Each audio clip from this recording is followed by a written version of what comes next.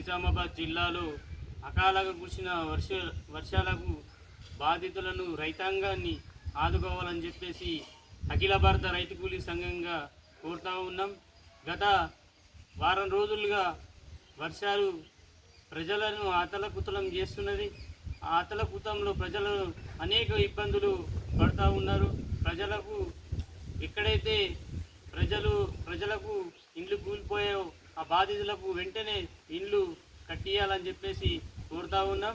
అట్లాగే ఉమ్మడి నిజామాబాద్ జిల్లాలో అనేక ఎకరాల పంట నష్టం జరిగింది.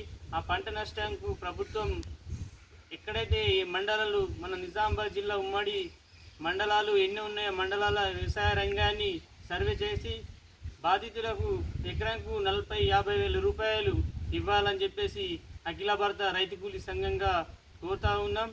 ఇలా ప్రజలు అనేక ఇబ్బందులు గురవుతున్నారు. సిజరన్ వ్యాధులు వస్తున్నాయి. సిజరన్ వ్యాధులను ఆరోగ్య కేంద్రాలను కూడా గ్రామాలలో ఉండేటట్లు చూడాలని చెప్పేసి కోరుతూ ఉన్నాం.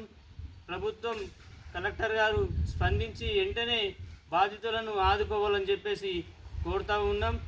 ఇలా నిజామాబాద్ జిల్లాలో కాకుండా మండలాల్లో కూడా రైతాంగం చాలా నష్టపోయింది. ఆ నష్టపోయిన రైతాంగాన్ని వెంటనే ఆదుకోవాలని చెప్పేసి అఖిల భారత రైతు కూలీ సంఘంగా కోరుతూ ఉన్నాం.